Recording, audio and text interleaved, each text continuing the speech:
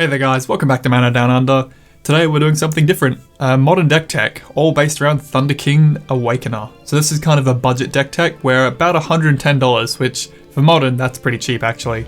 So the main card is Thunderkin at 2 mana, 1/2 elemental shaman with haste, but whenever he attacks, choose target elemental creature card in your graveyard with toughness less than his, return that creature to the battlefield tapped and attacking, sacrifice it at the end step.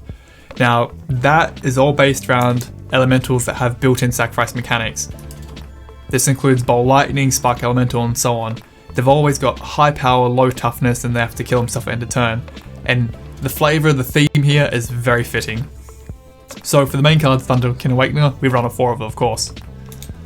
But the ones he'll be resurrecting are the elementals here.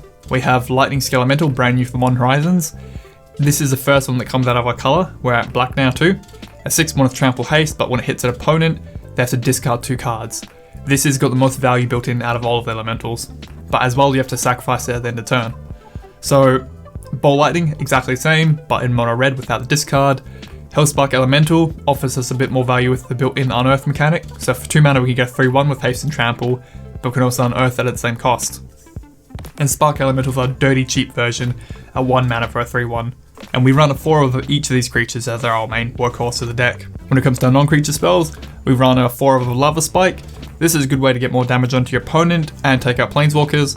Lightning Bolt can do everything, and Faithful Looting is a must-have in this deck where we can filter our hand, and the discard element is very important later on, and it has Flashback built in for more value. Now Unearth and Boros Charm are the 2 big cards that definitely come out of our mono-red theme. Unearth can return any creature CMC 3 or less from a graveyard to the battlefield. Now you could use it on your elementals, but you only get 1 turn out of them. I would prefer to keep it for my Thunderkin to protect him, or return him because he's a key part of the deck. It does have cycling built in, but due to the importance of this card you probably want to keep it in your hand. Boros Charm can do a lot in this deck. We can deal 4 damage to play to kill him outright if we have to, protect our permanents, mainly protect Thunderkin, and give something double strike. If you have Skelemental getting through the board, giving him double strike to hit an opponent, hit them for 12 and make them discard 4 cards. That is living the dream in Modern, and it is doable by turn 3. And for both these cards we run playsets. Now when it comes to lands, we're still trying to keep a budget here, so we run a playset of Battlefield Forge and Foreboding Ruins to get our black and white access but still maintain some presence of red. When it comes to basics, 8 mountains and 2 swamps and 2 plains is a go-to here. We're running a total of only 20 lands. It's a pretty quick deck, we don't need to go any more. If anything, you could cut some of the basics if you want to go down to 19, maybe 18 at a push. One of the better plays you can pull off in this deck is turn 1 you get Faithless Looting and make sure you discard a Lightning Skelemental. Then turn 2 you play a Thunderkin Awakener with haste of course.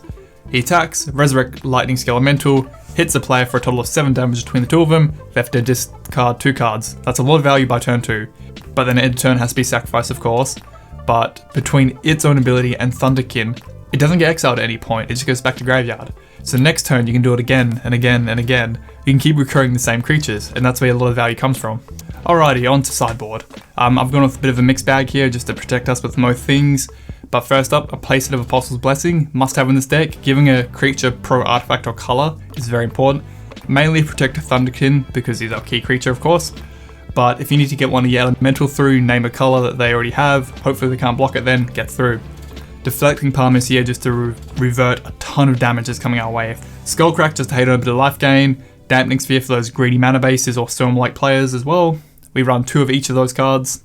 We run 2 copies of Wear and Tear and Smash to the Smithereens to hate a bit more on artifact and enchantments of course. And we run a single Tormod's Crypt to hate on a bit of graveyard if we're versing anything nasty there. Alrighty, to wrap up Elemental Burn, the deck sits at about $110 US based on Star City pricing, which tends to be more expensive actually. Of course it's not going to be like a $1,000 competitive Tron deck or anything, but the deck is quite good. It has a lot of synergy in itself, it can hate on a lot of artifact and enchantment pretty easy, and killing creatures isn't the worst thing, like you can get them back pretty easy with Unearth and Thunderkin's own ability. So all up, it's a 1/3 deck. You have 1/3 creatures, 1/3 non-creatures, 1/3 land. It's pretty simple. Sideboard is very generic protection for your main creatures of course and a bit of hate.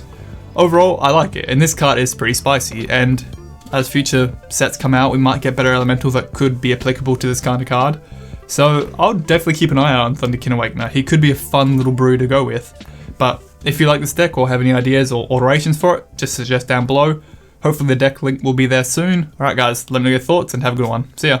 Alrighty, it's that time of the video where we can do a bit of a shameless plug. So thank you for watching, guys. If you enjoyed it, please sub and like. It really does help the channel's analytics out a lot. Maybe consider joining me on my other social platforms, where you can talk about anything and everything Magic related. And special thank you to our patrons. They make the channel what it is. These guys are the building blocks for Mana Down Under. They support the channel in many ways. And if you'd be interested in supporting the channel, links are down below and at the end of the video. Thank you, guys.